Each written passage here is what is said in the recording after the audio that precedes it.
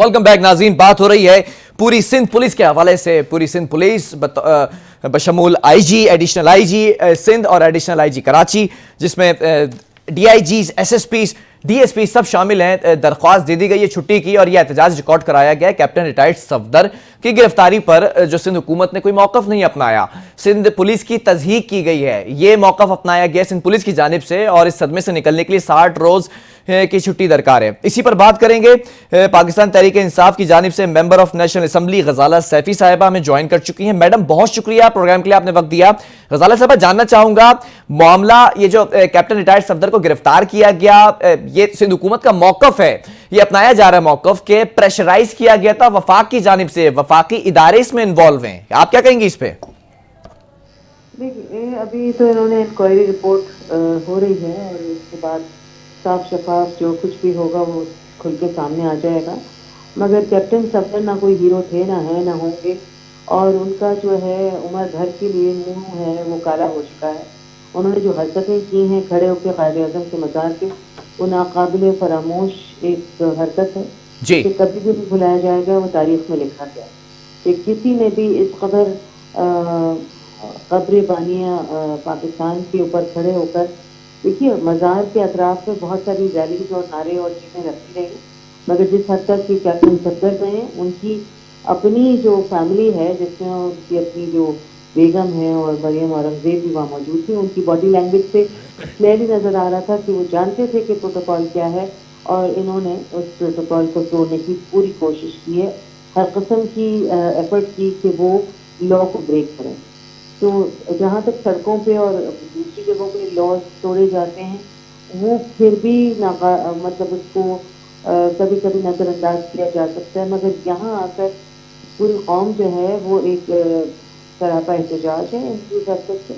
और पुलिस जो है उसका जो नाम दिया गया है, और पुलिस जो है वो आती है सिंध गवर्नमेंट के अंदर 18वीं तरमीम की बुनियाद पर, और 18वीं तरमीम की बुनियाद पर सिंध पुलिस ने जो भी एक्शन लिया वो सिंध हुकूमत ही उसकी जिम्मेदार है। हाँ, मगर अब इंक्वायरी अगर चल रही है तो हम बैद कयास कोई बात नहीं कर सकते। Let the inquiry report come in and then see what.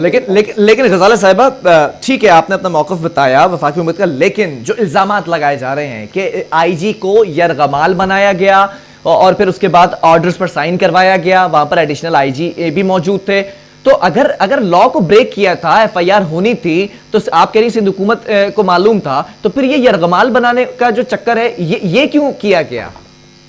देखिए, ये सारी बातें हैं, अब ये बातें जो हैं उस लेवल से ख़त्म हो गई हैं।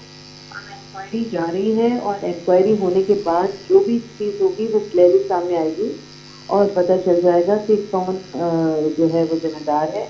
और पुलिस ने जो मौक़िफ़ इख्तियार किया है वो मेरे ख्याल में एक इंडिपेंडेंट सिक्योरिटी एजेंसी के तौर पे इमर्ज की है। मेरे ख्याल में पुलिस को अपना एक मौक़िफ़ है और उनका भी इख्तियार है कि अगर हमने पुलिस रिफॉर्म लेकर आने हैं और आगे हमने पुलिस की बातें करते हैं, पूरे पाकिस्तान में पुलिस रिफॉर्म्स होने चाहिए, पुलिस के इख्तियारात भी होने चाहिए, पुलिस जो है सबटाइज नहीं होनी चाहिए, तो उनका अपना मौक़िफ़ है।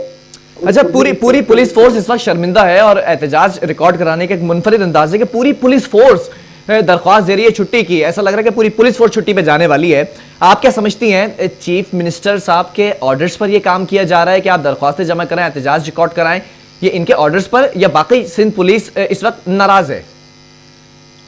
देखिए, अब तो प्रोब होगा तो सब कुछ भी छुपेगा नहीं ना, क्योंकि अब ये कयास आराई उसकी बात हो नहीं सकती। मैं कयास आराई करने के बिल्कुल खराब हूँ। जो चीज़ बिल्कुल ब्लैक एंड व्हाइट में सामने हो उसके बारे में बात की जा सकती है, और कुछ चीज़ें ऐसी होती हैं जिसके बारे में आप कयास आराई करते हैं और वो सही होता है कि आप कर लें। ठीक है। मगर यहाँ पर मामला जो है वो इस हद तक पहुँच चुका है कि जहाँ जो इदारे सिक्योरिटी के हैं, जो कि जिसमें आर्मी शामिल है और उसमें बहुत अहम मामला शामिल है, अब ये सेंसिटिविटी की तरफ गया है, तो फिर देखने की ज़रूरत है कि जो भी रिजल्ट आएगा इस तहकीक की बुनियाद पर, उसको ही उसकी बुनियाद पे फिर आगे बात की। अच्छा, ऐसा तो नहीं है कि कराची का जो जलसा था مریم نواز صاحبہ نے جو خطاب کیا اس ایکشن کا ریئیکشن تو نہیں تھا یہ کیپٹن ریٹائرڈ صفدر صاحب کی گرفتاری؟ کیسے ریئیکشن ہے؟ اب آپ آنکھوں میں دھول تو نہیں جھونک سکتے، کیا باتیں کر رہے ہیں برانا؟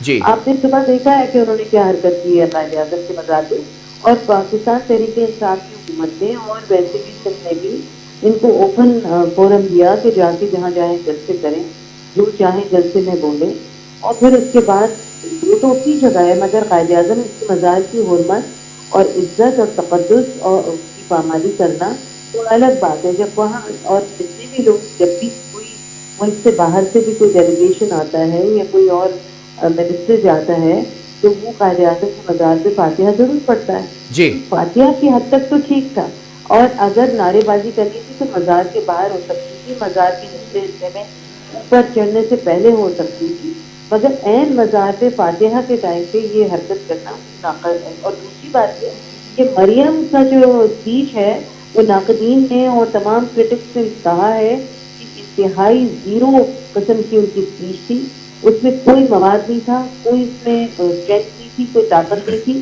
اور اسی لیے یہ انہوں نے کیپٹن صفدر کے معاملے کو اتنا اچھالا ہے تاکہ ان کا اپنا جو بوگس جیسا تھا اس کو پس پوش ڈال کر اور کیپٹن صفدر کی جو ہے ٹھیک ہے گرفتاری کو آگے بڑھائے. غزالہ صاحبہ بالکل آپ کے موقف کا میں احترام کرتا ہوں، لیکن ایک سوال اور ہے یہاں پر کہ کیپٹن ریٹائرڈ صفدر صاحب نے اگر لا کو بریک کیا تھا اور پریشرائز کیا گیا، پی ٹی آئی کے M N As M P S 11 گھنٹے تک پولیس اسٹیشن کے باہر کھڑے رہے اور احتجاج کرتے رہے کہ ایف آئی آر ہونی چاہیے، تو کیا جب ہوٹل کے کمرے کے باہر کھڑے تھے تو کیپٹن ریٹائرڈ صفدر صاحب بھاگ تو نہیں رہتے؟ تو اتنا پولیس کے اندر کہاں سے کرنٹ آ گیا کہ وہ دروازہ توڑ کر گھس کر لے کر گئے ان کو؟ یہ بھی تو موقف اپنایا ہے.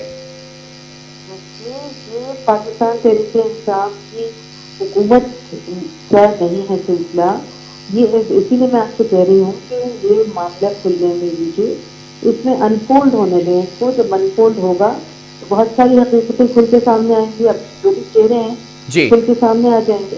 تو یہ جو ڈرامہ ہے اور اس کا سارا ایک ڈاکٹرن ہونا ہے وہ دیکھ لیجیے گا انشاءاللہ. چلیں بہت شکریہ غزالہ صفی صاحبہ وقت دینے کے لیے پروگرام کے لیے. وفاقی حکومت کا موقف یہی ہے کہ جو باتیں سامنے آ رہی ہیں وہ آفٹر انویسٹیگیشن جب رزلٹ سامنے آئے گا تبھی کھل کر سامنے آئیں گی. موقف یہی ہے کہ سندھ حکومت نے خود کروائی ہے ایف آئی آر، اب یہ معاملہ سلجھنے کا نام نہیں لے رہا. وقفہ لوں گا، اس کے بعد اسی پر موقف دیگر سیاسی جماعتوں کا لیں گے.